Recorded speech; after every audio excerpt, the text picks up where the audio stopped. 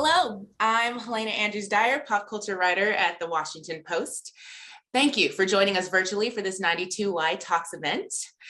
Today, we've got something very special. I'll be chatting with the star of and creative minds behind the Paramount Plus original series, Star Trek Discovery, currently in its 4th incredible season.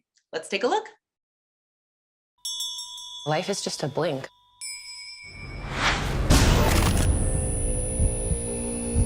It is one heartbeat in the entire lifespan of the universe. Captain? Captain? Are you with us? Today, we seek to understand a threat like none our galaxy has faced before. What exactly is this anomaly? We're not certain. Our ship was hit by something. Together, we will meet this threat to our shared galaxy.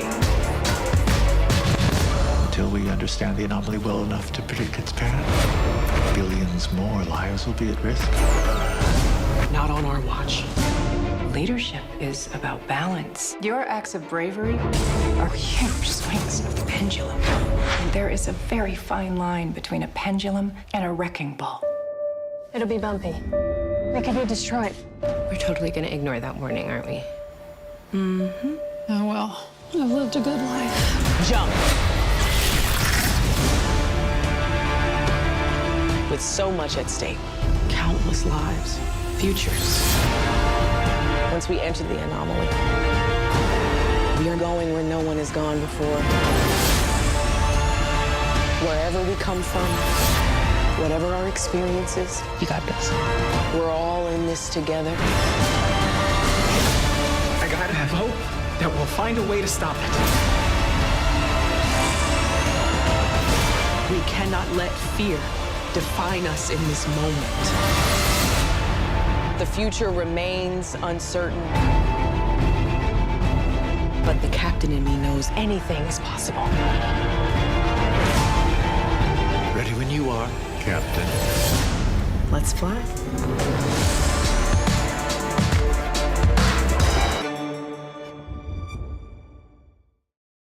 Wow, it's really incredible seeing Captain Burnham finally in the chair. Captain Burnham. Now let's dive into the season so far and Burnham's journey. Please join me in welcoming executive producers and co-showrunners Alex Kurtzman and Michelle Paradise. Hello. Hi. Executive producer and director Olatunde Osunsanmi. Hi. And last, but certainly not least, Captain Michael Burnham herself, Sonequa Martin-Green. Hello, thank you for having us. Captain Burnham. I'm just going to keep saying that, like keep repeating Captain, Captain, Captain, right? How good does that sound to you, Sonequa? After 3 seasons, can you walk us through Michael's journey to the captain's chair and what it means to you, Sonequa, as an actress to be the first female Black lead of a Star Trek series? Well, you know, the more I grow and change, the more it means to me. The more it has an impact on me personally, on my character and my artistry and everything. But this was always a journey to the chair from the very beginning. But we knew that it would need to be earned, and I appreciate that journey very deeply. I appreciate these people that you see here, and everyone who decided to make this story one that is so wrought with vulnerability and strength at the same time. I find it profound that we are able to see this Black woman learn and grow and fail and change and come into herself, find synergy within herself and make peace with herself so that she can, sort of step into her calling. I can certainly relate to that as Sonequa, because to me personally, I feel like I'm dropping down to deeper levels of understanding of what this moment really is and what it really means to me. I was, thinking of it just in terms of myself for a very long time and what I am within it. And that's fine and was necessary, I think, at that time. But now I'm really starting to zoom out and see that this is not my accomplishment, that it's the accomplishment of those before me, which I had the privilege and honor of telling, Whoopi Goldberg herself. It's like, I'm your accomplishment, actually. I'm Nichelle's accomplishment. And it's up to me to lay the bricks so that the person after me is my accomplishment. And so this is all coming to me right now, in this moment. So I really I can never fully express what it really means to me. It goes all the way down to the depth of who I am and the depth of where I come from. That is incredible. I mean, and all of that sort of personal and character growth coming from this amazing show. I mean, I wonder what really motivates Burnham. What gets her up every morning, would you say? Again, I have to big up Michelle and Alex and the rest of our writers, because you have seen this maturation and actualization happen with me as Burnham, where in the beginning I was driven by a very deep need to overcompensate. And my sort of quest for absolution as Burnham really it blinded me to a lot of things as Burnham. And it was responsible for a lot of the mistakes that I made as Burnham. And so now realizing that I don't have anything left to prove, that I actually can just be all of these parts of me at the same time. I think now Burnham is driven by duty and joy, which we see her mother say to her in season 3, duty and joy at the same time. I think it was all kind of obligatory for a long time. And now the joy is back because there's a reconnection to who Burnham really, really, really is, and not who she's been forced to be or trying to be, or, sort of overcompensating to be. Now we are seeing this woman be who she really is. And there is so much further to go as well. So that duty and joy is going to just continue to flower and deepen as we go along. I love the idea of joy and Burnham, I mean, quite literally stepping into her power in this season. What you said about peace was also really interesting, because Burnham does very much, she seems to be, I don't want to say lighter, but lighter in a way this season, right? And she's had, over the past 3 seasons, pretty rocky road in terms of her relationships, right? And those are, we're talking friendships, her close colleagues, mentors, family, love interests, and Burnham and Book. And not until I said it together did I say, oh, that is the cutest thing, Burnham and Book, played by David Ajala. They seem so solid this season so far. What do you think makes it work? How does that relationship tick for the 2 of those characters? Well, I think a lot of things make that work. I think, like you said, there was a lot of turmoil and conflict in all of these relationships and all of Burnham's relationships. Most importantly, the relationship with herself, because that's what it all springs from. And there was such a disconnect with who she really was. There was such a disconnect with herself. And so it was really just sort of, manifesting in all of these relationships. And so with Book, because there has been this understanding of inner self, this peace made with Burnham's past and her inner self. And so I think that's what allowed a healthy relationship to come in.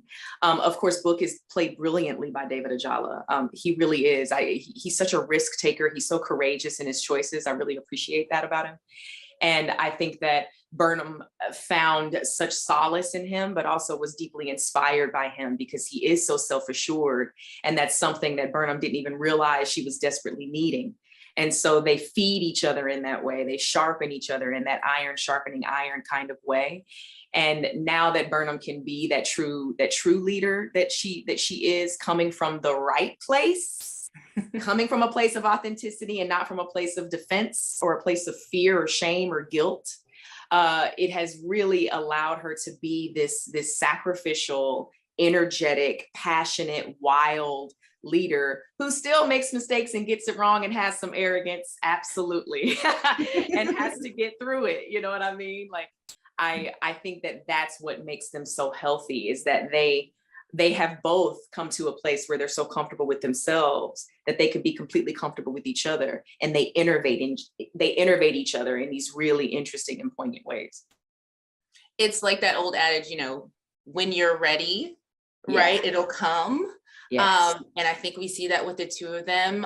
I want to go back to you mentioning your mother, Dr. Gabrielle Burnham, who obviously Burnham's search for her and finding her has played such a major role in who she is as a person, as have so many of the female characters on the show, as they sort of gel and take from each other. And so in this latest episode of season 4, we got a great, you know, girl trio mission. I won't say girl, women trio mission with Captain Burnham, the always sunny Tilly, and Burnham's no nonsense mother, Dr. Gabrielle Burnham. What was it like filming those scenes? We had like action and fighting, and then also just some really like tender moments of understanding one another. What was it like filming those scenes? Oh, it was so fulfilling. You know, these are brilliant women. They really are. Sonia Stone, who plays Gabrielle, and obviously Mary Wiseman.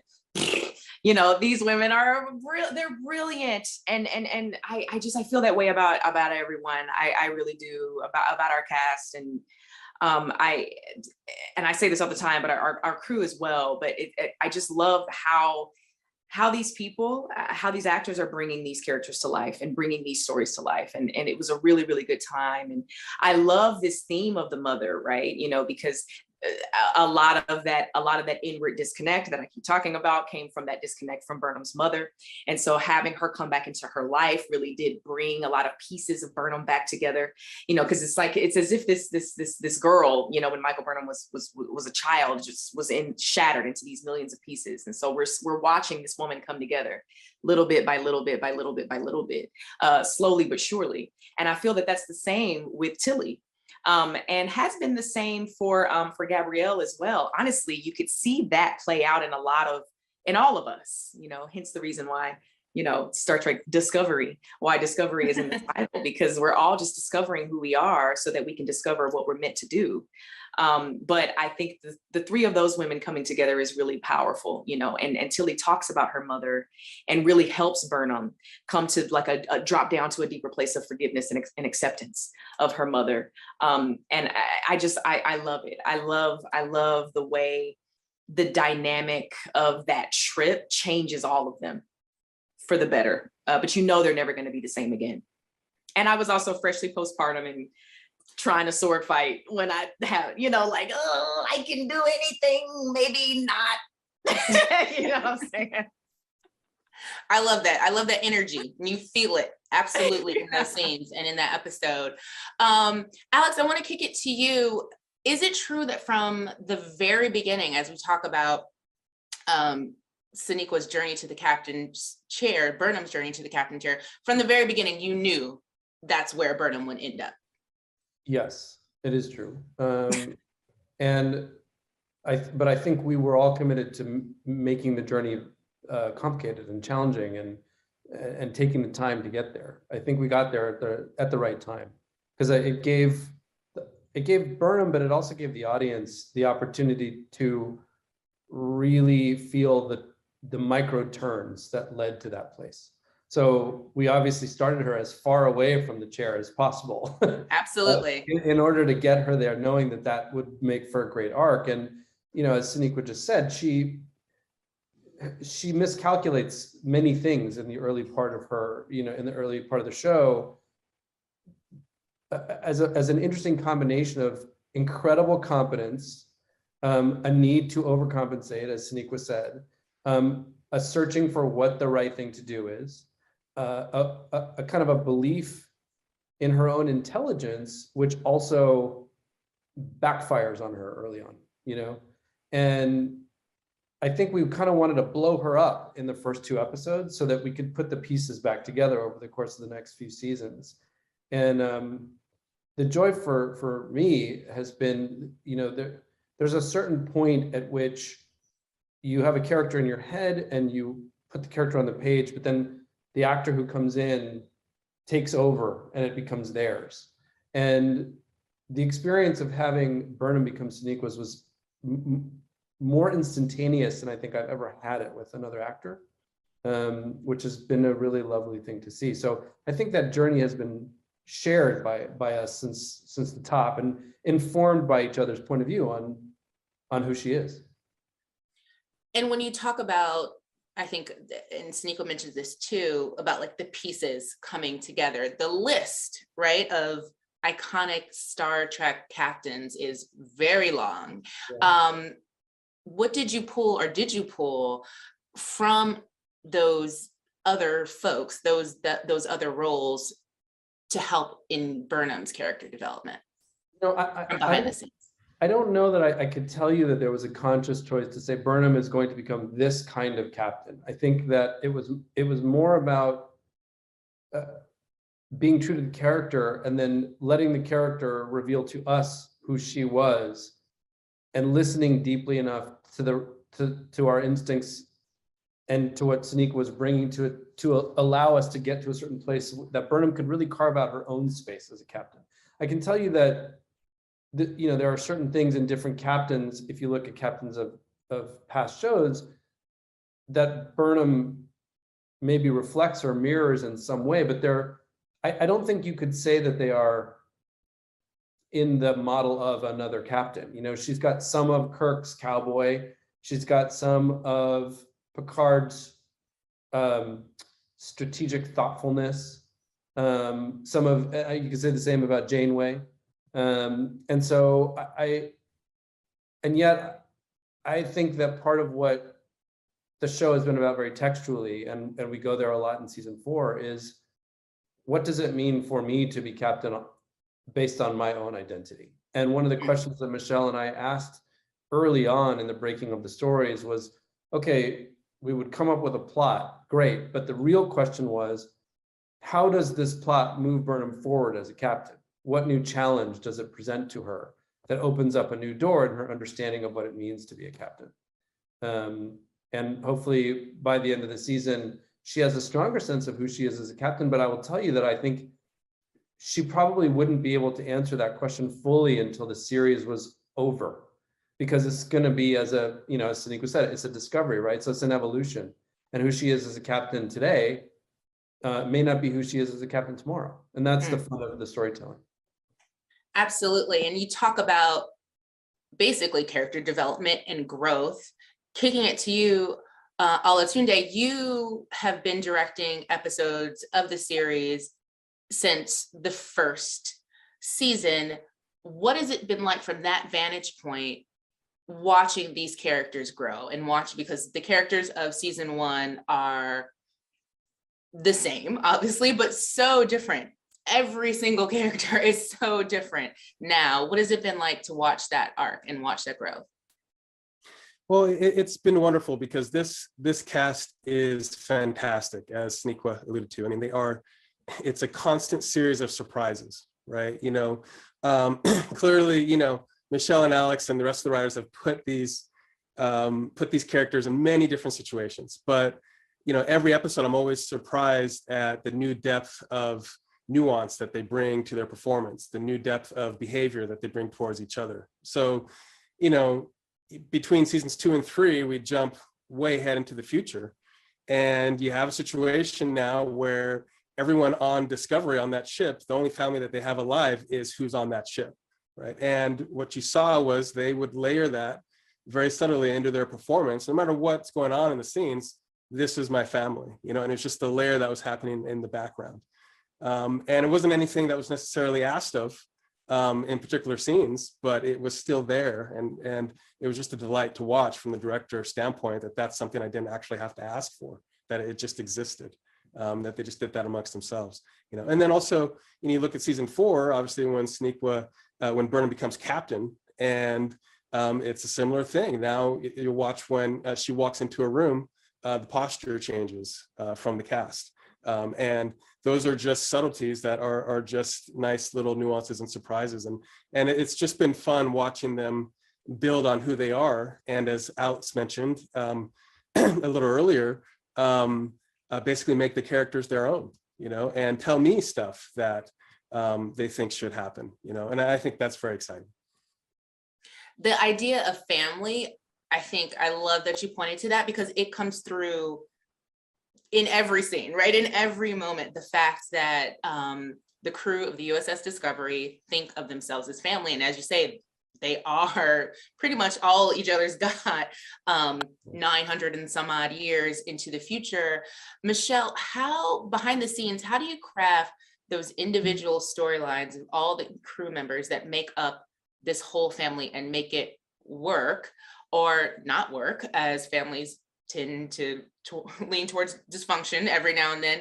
How behind the scenes, what's that process like, making sure that all these individual members of this family really come through as a unified whole? Yeah, well, some of the relationships are very clear and have been there for a while. Culber and Stamets, as an example. The friendship between Burnham and Tilly is another great example. But as Tunde said, when they came forward into the future and they are all they have, that created a lot of new opportunities for us. And so one of the things we do in the room is we talk about just what are some of the pairings that we haven't seen before or haven't seen in a while. And even with our new characters coming in. So for example, in the second episode of this new season, we get a storyline between Book and Stamets. And Book is also a member of our family now. And those are two folks who we hadn't really seen them together doing much. We see them cross in season 3, but they don't have stories together really, because I know we've got so many characters, but that's a place where we can say, okay, how are these two family members? What if you put them in a room together, and what happens? And you put those two actors in a room together and they make magic. And it's those kinds of things where we're looking for characters who haven't spent time on screen with one another. How can we create those opportunities for characters that have? How can we deepen those relationships? What is the next phase of that? We never want any of our characters to feel static. At the beginning of every season, we talk a lot about where did these characters end the previous season? Where do we want them to go by the end of this season? And then how do we get them there? And a lot of the ways in which we get them there is in their relationships with the other characters. The plot, of course, does that, but it's really how are they interacting with one another and how are they growing with one another? And so, we're always looking for ways to do that. And speaking of two crew members who have been, are like brother and sister, it seems now, Sonequa. Obviously, I'm talking about Saru.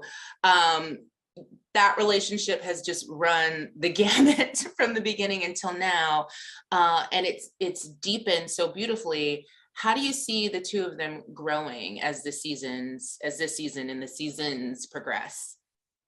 Well, I love any opportunity to talk about Doug Jones, first of all. I just feel like he might be an angel, like maybe he's an angel and he's just pretending to be human, I wouldn't be surprised, right? But I think that he's just brilliant. And the thing about Doug is that his brilliance, he's so subtle about his brilliance.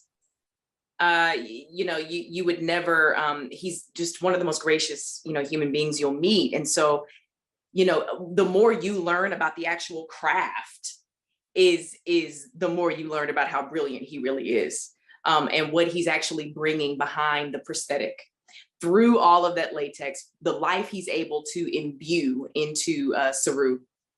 So I have to say that first off, but just like with, so many other relationships and the writers have always, just been so courageous about it and so bold and so sensitive at the same time, because, the two of them started from from an extreme place, on the other end of the spectrum, if you will.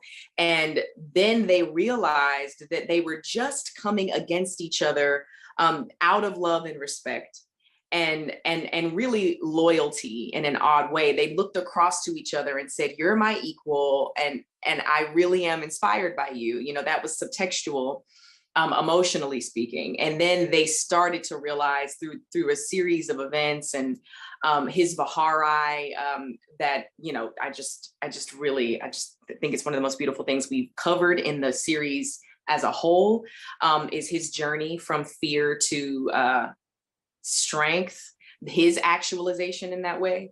But you see them understanding who they really are to each other. And the fact that they have been proxy siblings for each other and, surrogate sister, surrogate brother in a way, and then really starting to appreciate each other for that. So their relationship has deepened in the most fascinating ways. And it's just going to continue to do that. And they're going to get to that point where they're just, speaking without having to speak. They already are there, and being able to be more themselves and more honest and authentic with each other than perhaps they are with anyone else, with the exception of Book and Tilly, because there's an aspect of that in those relationships as well.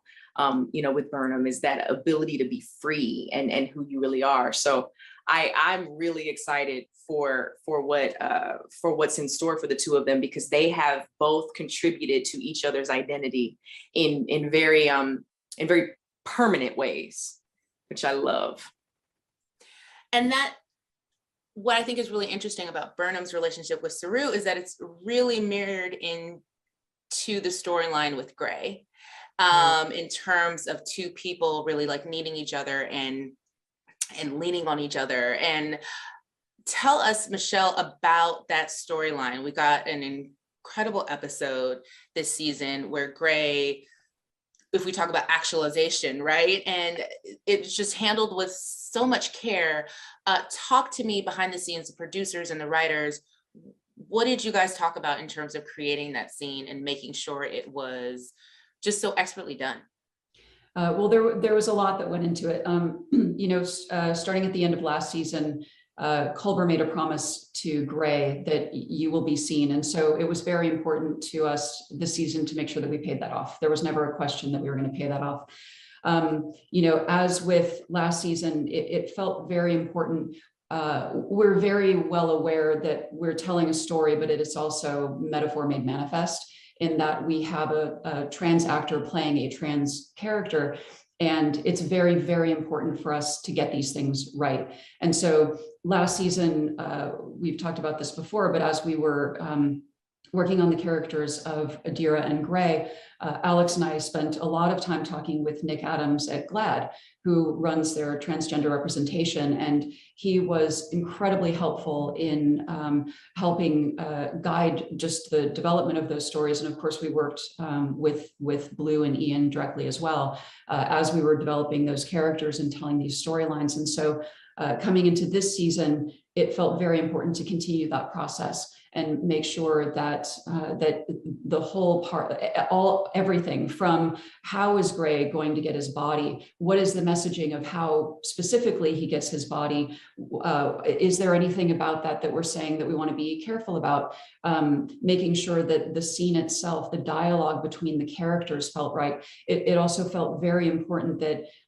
Ian/Gray have a moment of speaking to who he is on camera and referencing the character, referencing being a transgender character, but to do that in a way that felt appropriate for that character in that moment, and it not being, a revelatory thing, just this is who I am and this is part of who I am. And Nick was incredibly helpful with all of that as well. And we talked with our actors. And so it just, a lot of thought went into all of that, because we're very aware of what that means. We're aware of what it means for our audience, what it means for those actors. And so it just was really important for us that we get it right. And you did. It was an incredible scene. Alex, I have to ask you about the Star Trek universe. When Discovery first premiered on Paramount Plus, it was the first Star Trek show. And now on Paramount Plus, there are 4 shows in this universe. One, how do you make sure they feel different, right? And also, why is it, if anyone can explain why do you think fans and audiences keep coming back for more Star Trek? Like, no one can get enough Star Trek. Why is that? Well, I'll take the first part of your question first. So the goal has been that each show needs to have its own identity. And its own identity doesn't just mean the way we tell stories, but its own visual look, its own tone. The benefit of having shows, a multitude of shows, is that we don't need to make a one-size-fits-all show. So each show should be targeted at a very specific audience and directed there, and doesn't necessarily have to go elsewhere. But I do believe that, and I guess this speaks to the second part of your question, the more specific you are, sometimes the more universal you are. And in the case of Trek, I think that the core, for me, I think for many people, the core of Roddenberry's vision is this optimism, the sense that the best of who we are is going to win the day, and that we will have a future because of that. It's a very, very hopeful message, and it's a very easy message to keep returning to over and over again, because every generation meets its own strife, and every generation, goes through a period of time where they question who they are. What is each generation's identity? And Trek has always been this beautiful mirror that holds itself up to the moment in which it is born, right? So if you start in the 60s and you see what it was reflecting then, and you go through successive timelines, you see that each show is really speaking to the moment that it was born in. And we're obviously now born in an incredibly complicated and incredibly divisive time. And no matter what side of the line you're on, I think everybody can agree that we're almost 50-50 down the middle in terms of division. And one of the things that's I think really beautiful about Star Trek is that it imagines a future where all those divisions are over, where we've somehow moved past it, and we've figured out a way to find our unification, our unity. And that's incredible. I think that's why people keep coming back to it. They also keep coming back to it because in moments of strife, you look to leaders, you want to imagine that there are leaders out there who can lead you, from darkness into light. And the captains in the world of Trek, and not just the captains, but the crews of the shows that work together to solve problems through science and ingenuity and friendship and kindness and decency and moral consequence, all of the things that I think we hold as the best of who we are as a species. The show represents that. And lastly, I think that every bridge crew family is a surrogate family, and whether you come from a place where your birth family is your family, or whether your chosen family of friends is your identified family, it's always reflected in the bridge crew of every show. And everybody looks at all the different characters on the shows over all the different, the lifespan of all the different shows, and goes, well, I feel like I'm a little bit this person and a little bit that person. And that's a reason to keep coming back over and over again. And it's interesting because even now, if you look back at shows that are 40, 50 years old, there are still things about them that resonate in terms of who we identify with and why. And it's a real gift that Star Trek has given to everybody for over 55 years. It's incredible to see. And as you say, again, you could probably say this every generation, now more than ever, right? We need that message. But it's also just really cool to watch people in new worlds and doing, cool karate and all these types of things, it's cool to watch. And that's the thing about the special effects in this season, they're so spectacular. And I want to talk to you, Olatunde, about that. Like, you really raised the bar this season with the special effects and the introduction of an AR wall. So one, can you explain to us what an AR wall is, and how that virtual production is really changing the game in terms of the worlds that you can show your audiences now? Yeah, well, we on Trek, we've been calling the AR wall the holodeck because of its ability to transport us to new and different environments. And it all started when Alex just called me up and said, hey, what if we had the AR wall? And I was like, oh, that sounds like a great idea, and then we just kind of worked towards making that happen. And it allows us to take risks and, with the storytelling, with the environments that we want to create, because, the visual effects have been so amazing and Jason Zimmerman's done an incredible job with them. But one of the roadblocks we come up against is the budget, just financials. And how many times can you show a new environment over the course of an episode? And so you pay each time you cut to that particular shot of this new environment, each time you see it behind an actor's head, you pay for it, essentially. But with the AR wall, you have this panel of video monitors that's 20 feet high, 70 feet long, 90 feet wide. It's an immersive room of just these screens. And what you're able to do is essentially buy that visual effect once and use it repeatedly over and over again. So that's how you have scenes like the Kelpian Council Chamber that's underwater, and we can exist there. The writers can write to their heart's content, and we can exist there, and we pay for it only once, but it allows us a more immersive storytelling scenario. Or it's how you have the moonlit in episode 3, where we go inside the moon, and you have this vast scale, these unbelievably epic visuals, and you put that on the AR wall, and it's there are no restrictions to how often you can see it. So I think because it's allowed us to make these bold choices, we are now in this scenario for season 4 where we're going to these new and exciting places, and really the imagination is the limit. And Alex, Michelle, and the rest of the writers have really taken us for quite a whirlwind this season. And Sonequa, so how is it acting in front of and with the AR wall? How does that change your experience? We've been able to, blast open our imaginations in ways that I don't think any of us ever anticipated.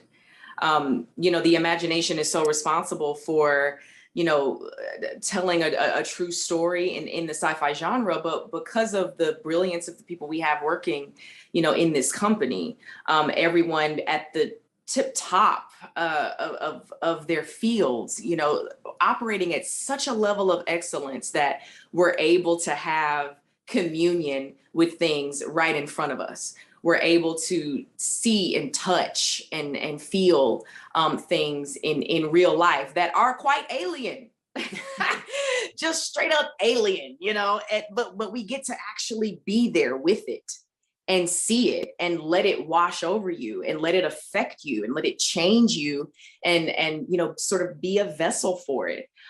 It's really one of the biggest blessings of it is being able to come in contact with this kind of artistry that is wholly different than what you are used to in your everyday life. This sort of hyper reality that you get to call home.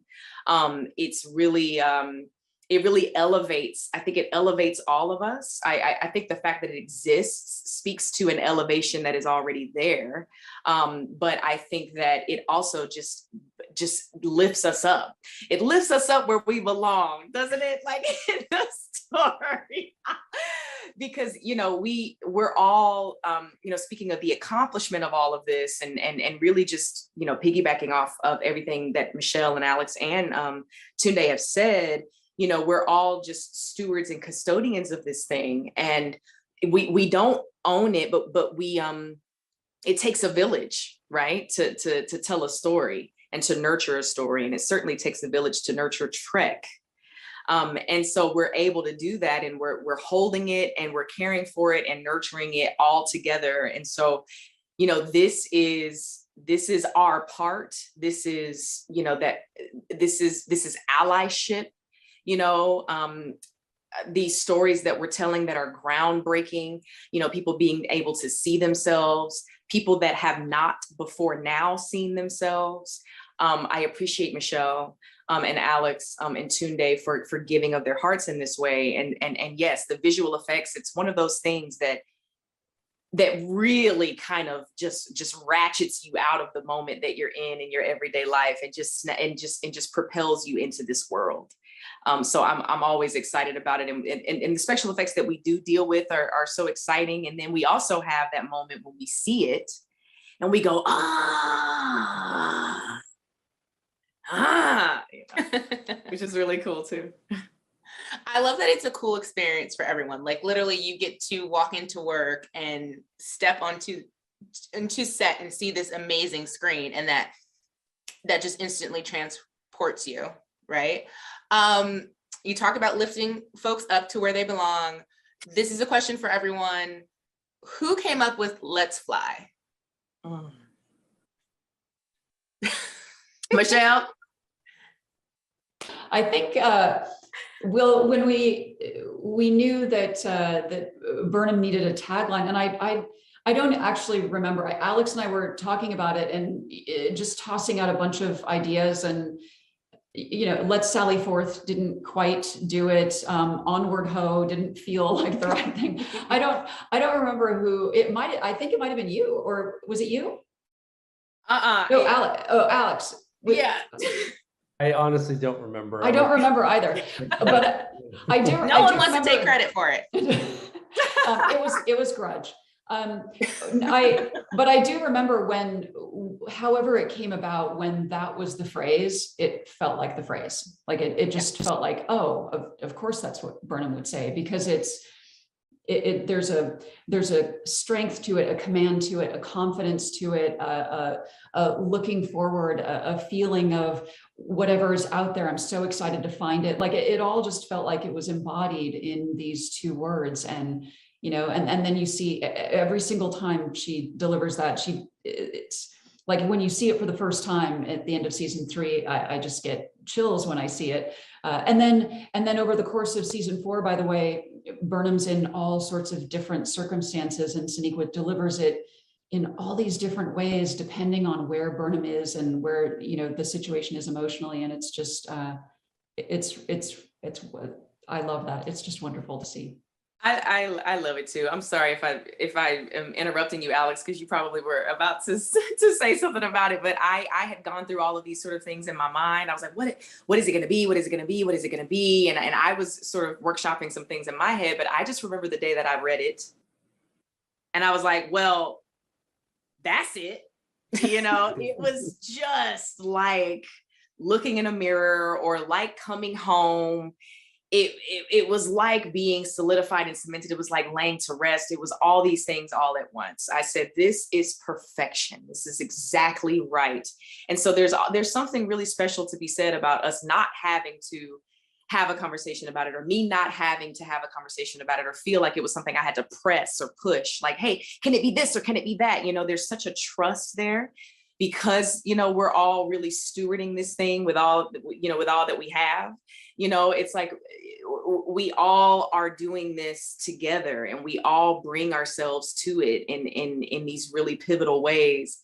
And so the fact that that happened is really a marker for how things are in general, in my opinion. It's like we can all trust each other as custodians of this. And so Let's Fly, it comes from all of us, and it represents all of us as well. And, you know, we want to fly, and we want to stay up. We want to stay up in the rarefied air, right? And we want to try to make it possible, or make it, you know, I don't know, make it relatable to be up there for everybody else. The trust you're describing that you all have with each other, Alex and Tunde and Michelle and the rest of the incredible cast and crew, sounds a lot like the U.S.S. Discovery, right? It sounds literally like the show. What message, and this is for anyone, what message do you hope fans take away from this season, from the show in general? Tunde? Why, you know, the season to me resonates because you have two opposing forces. Both of them think they're good. And the other one, but of course, each force thinks the other one's evil or wrong. And I love how there is this possible coming together of understanding and of connection. You know, who knows how it all plays out and what ends up happening. But I like to think that in our real lives, that no matter what we think of the other side, the other 50%, as Alex mentioned, that there can be a coming together of minds, or at least some sort of connection or understanding. And who knows what you do from that point forward. You still may need to go get what you need to get in order to protect yours and your family. But I like to think that at least the season's very inspirational to try and understand the other side of the equation. And I think that's a perfect place to wrap this conversation. It was truly a pleasure speaking to the four of you. Thank you so much for joining us today. To everyone else watching, Star Trek Discovery is currently available to stream on Paramount Plus, with new episodes dropping weekly on Thursdays.